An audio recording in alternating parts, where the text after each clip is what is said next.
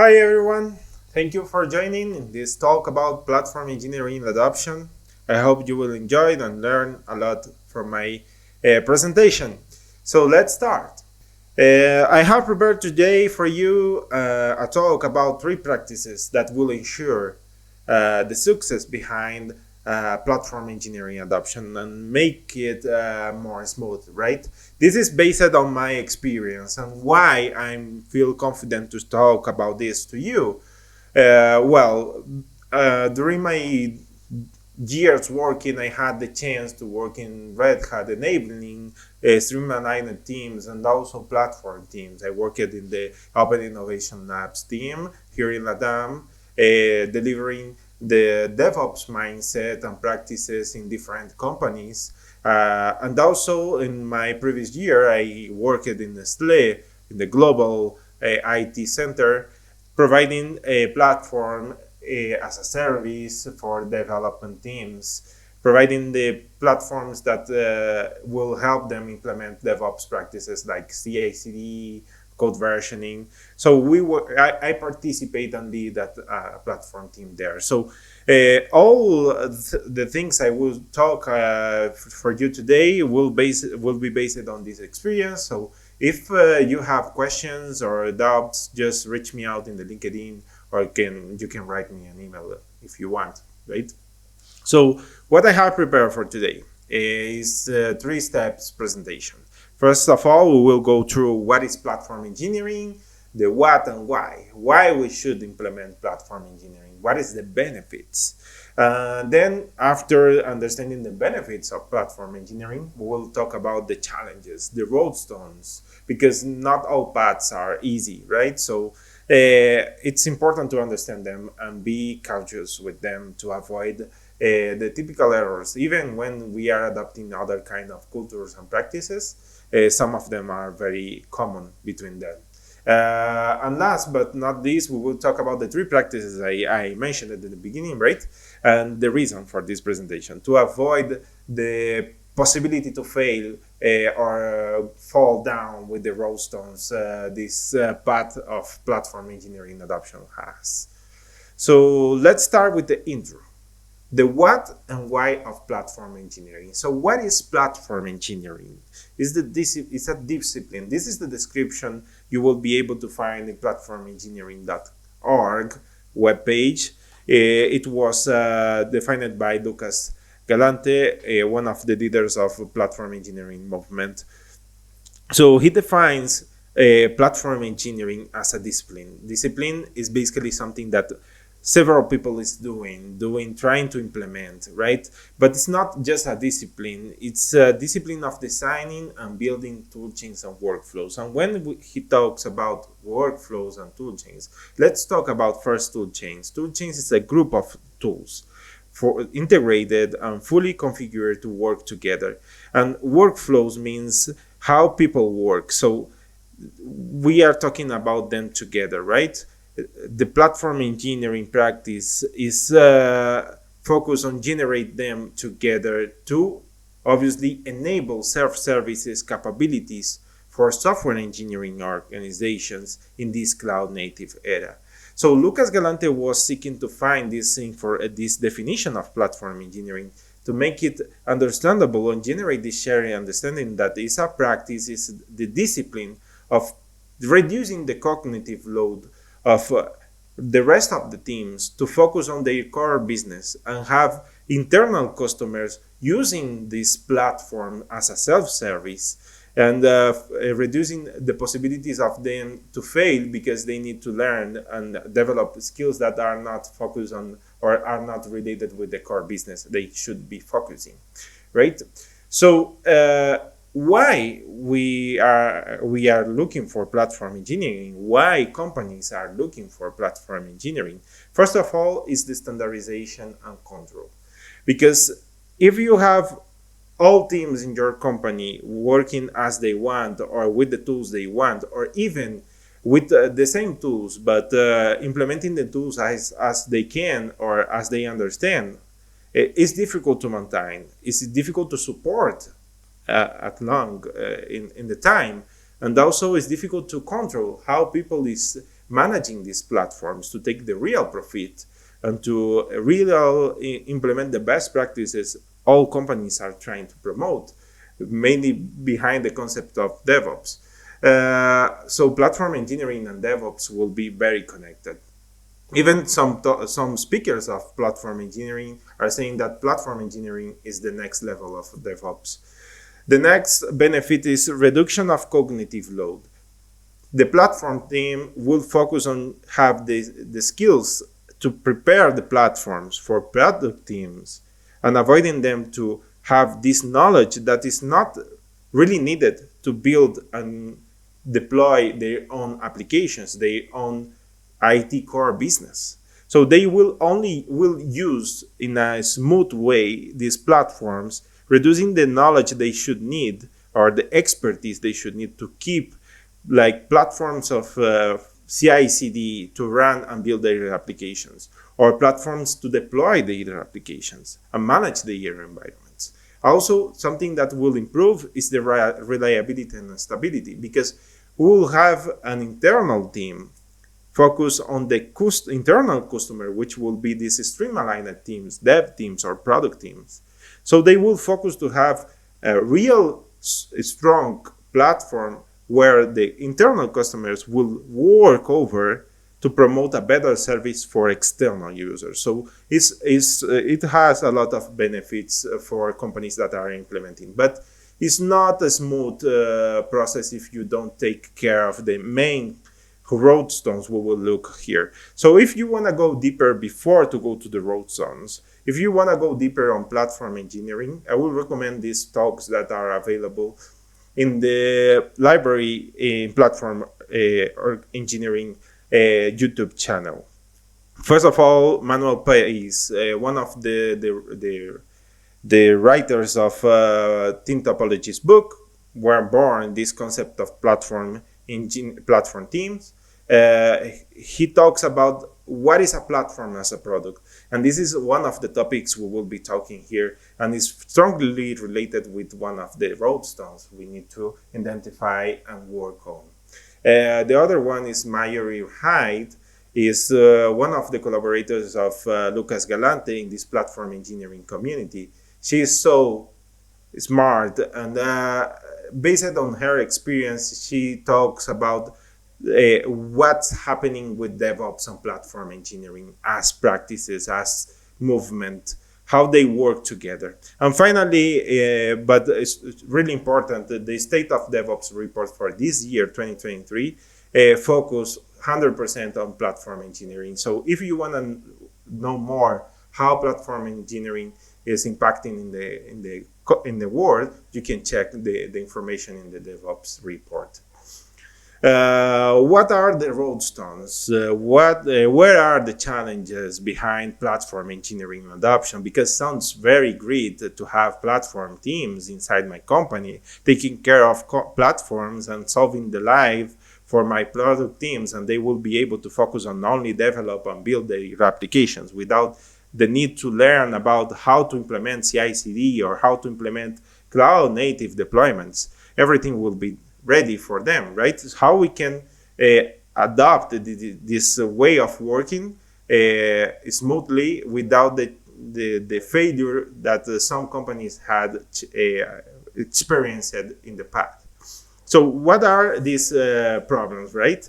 First of all, we need to understand that one thing is what we believe, right? There is no easy paths to success. Everything we will do will have challenge. So we need to take care of this. That platform engineering, even when it sounds amazing, as all the benefits it brings, it's important to understand that it's not a smooth adoption. It's something that you need to take care because will have a huge impact. Because we are talking about teams that will focus on internal customers, and they will provide services for all product teams that will be using their platforms to build other platforms or applications to external users. So it has a direct impact on the business of a company, even when it's for internal customers, right? So what are the main challenges? First of all companies are in the same path, right? they are lack on time, but they are receiving a high demand. Anyone is with enough time to look at the applications or look at the platforms or in the infrastructure and take the time to solve issues, solve bugs. They are all day working. They are delayed on features. They are delayed in things they need to do. So this is one of the main challenges in any adoption processes. And here with platform engineering is one of the possibilities to generate failures in your path. The other thing is ways of working and thinking. The companies that are implementing platform engineering is something for medium and big companies. It's not for small companies, because in small companies there are small teams truly 100% focused on everything needed for their business, right? We don't need to spend, small companies will not have just one team for internal customers and prepare platform for the rest when they have 2 or 3 or 5 teams inside, or sometimes they are externalizing the service. So when we are talking about big companies or medium companies, we are talking about a large number, huge number of teams working together. And when we talk about people working together, they have their own ways of working based on the experience. There's learning from other companies and the agreements they have inside the team, right? So it's so hard to not face out problems or to not find detractors in an adoption processes. And here in platform engineering adoption is the second possibility of failure. And last but not least, people is behind this, right? And today we have a huge problem in IT, which is the rotation of people, right? And how to keep people aware, keep people motivated, right? So this is another of the problems we will probably face out. So the first one is lack of time and high demand, as I mentioned, right? Because it's a matter of time, right? We need to deliver. We have the challenge in the marketplace. All companies are trying to win, right? So all time they are running. They want to deliver new features. They want to be competitive. So there is no time to achieve their expertise in all tools. Let's talk about the product team. When they are developing a new application or developing a new feature of our application, and they need to start using new architecture solutions, or they need to change how they are implementing their applications, there is no time enough to be expert on how we will deploy my API, or how I will compile and manage my secrets, or integrate my secret management tool with my cloud platform as a service. So this lack of knowledge at the time will be generating tech debt for the team. And at some time it will request the price, right? And the other thing is develop new skills. If they need to develop the skills to work over the application, it's a core business for them. They will not have the time for learn other skills, like how to manage the platform in production, right? This should be shared with other teams to focus on generate better skills inside the team. Rely on failures and outages. Reply on failures and outages.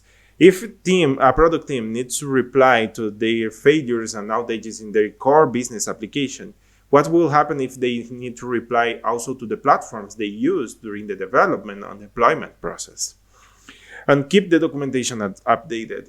It's part of the development or the product team life to document everything, but also if they need to document the platforms they are using, will increase more and more the dependency and the depth they have in the time. So the demand is also a problem, because it will just increase. When you are doing the things good, the demand will start to increase. So let's imagine that we have a platform team supporting these product teams that are developing applications, and now they have a cognitive load, reduced. But now more and more teams will start to use the platform. And also, if we don't have a platform team, we have only one team developing.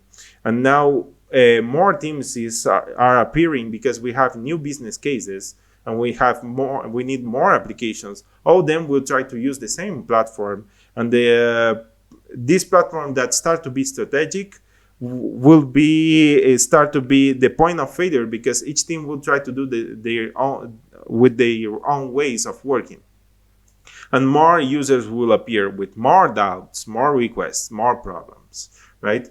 That's the problem of demand and lack of time behind platform engineering adoption. And what about ways of working and thinking? It's very likely that you will encounter people that are not agreeing with you, right? Several times you will find detractors, and because they want to do how they are doing as always, right? Because they know how to do. They understand that like this way it will work, right? And what about the compliance flows? What about the processes that are defined by the company and we need to follow? Sometimes this will stop the innovation.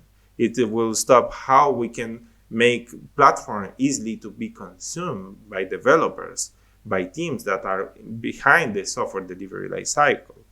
And sometimes also we will see too specific requirements, right? So specific at the level that you will not be able to understand if this will be positive for the team or it's more a bottleneck to achieve the agreements and to achieve the generation of the MVP or the solution to achieve the market time. Some other problems related to ways of working and thinking. What about teams that have different priorities? Now I want to have my platform working here, but the other team is thinking how I can build for this other platform. And the language and understanding barriers, because sometimes companies are so big that they have teams in different countries. I have suffered this in some of the companies I worked. For my luck, I can speak different languages, but some teams in specific countries, they don't have this luck. And sometimes when they need to trade with other teams, it's difficult to remove this barrier and generate the shared understanding, right? And last but not least, keep the team engaged, right? Behind everything, behind technology, behind platforms, we have people that can be influenced by their situation, their ways of thinking, with clear cognitive limits, right? Without understanding if they can code, test, manage the CI/CD platform, manage the code quality platform, and all the rules behind it, the configurations. With a lot of market temptation and with a technical and practice depth, because we will not find probably all seniors engineers we want to have, right? Our market is full of different engineers with different flavors, and it will depend a lot on how they can work together to improve this experience. So what are the 3 practices I have prepared to win and phase out these roadstones and be able to jump over them, right? The keys of success I have prepared for you. And I have implemented in some of the teams I have worked with good results, right? The first thing is customer-centric leadership. As I mentioned it, and you will be able to see in the videos and talks I share with you, platform engineering generates a clear vision of an internal customer. So this platform team, they will need to focus and have very clear and identify this customer. What is basically the product teams, or depending on the platform you are working, right, or you are building. So the proximity to these teams is very important for product teams. And this leader that is guiding the team should promote continuously this proximity, this vision of customer, internal customer, and guiding the team based on objectives, goals that will generate the clear understanding of priority. What is the needs, the real needs of my customer? Generating a platform that will work for them, not for the rest of the companies in the market.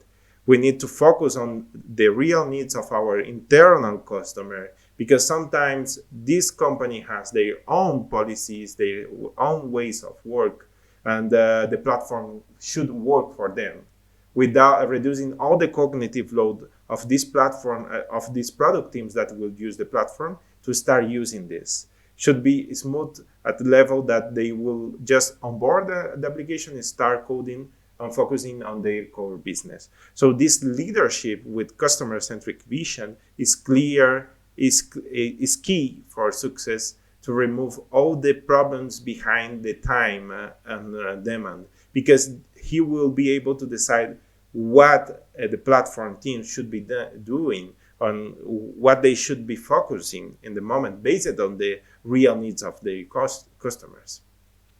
One other thing we have here is practice what you preach, right? If you are building a platform team and this platform team is creating a tool, is preparing tools and ways of working, try to generate metrics to measure how teams are using these platforms and these ways of working.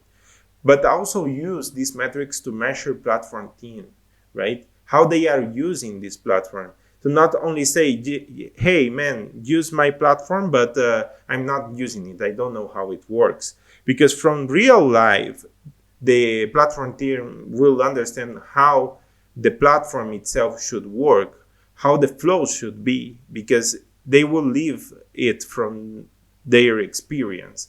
Removing the dependency of ways of working on how people think, because they will live in their own life, their own day-to-day, how to use these tools and to measure same way as product teams should be measuring the platform.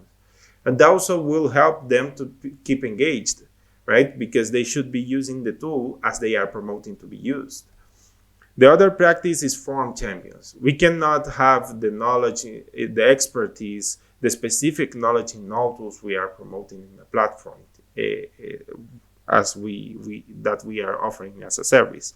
Because a platform inside a company is a toolbox, is a group of tools interconnected and prepared to be used in an easy way inside this specific company. I'm talking about platforms, not only the technology itself, but also the infrastructure. And this platform team will need to work on documentation, configuration, solve bugs, a lot of the things. So the general knowledge is a must for all of them. We are talking about T-shaped people, right? T-shaped group of people. But to form this deep knowledge, they should not go through all platforms they have in the tool chain, but instead of that, you should have champions for each technology. Obviously, they should have an understanding. The whole team should have an understanding, a shared understanding, and this will be the responsibility of the champions also, to reduce the cognitive load of the leader of the platform team, guiding the rest of the team to work over the specific platforms they have the expertise. In summary, we have these three practices, right? The customer-centric leadership. They need to have a clear image of the customer. I mean, the platform team. They need to understand that they have these product teams inside the company, and they need to provide the platform for them based on their real needs. So the targeted objectives need to be clear also, and promote the closeness with the customer. So this leadership will be one of the keys of success. And if you have decided who is the best leader for your team, for sure you will have one part of your path with a real high probability to have success. The other, but the importance of the customer-centric vision for this leader is critical. The second practice is practice what you preach. If you have one platform, define what is the metrics to measure people using this platform. and use these metrics to measure the platform team also, and force them to use the platform to build the platform, right? And recognize and show achievements. What is better to show what a platform is generating benefits if you can show from your experience? Here you can come with DevOps practices like the showcases and demo days. Comes from agile world also, but to show from the team, the platform team, how platforms should be used from the experience, the real experience.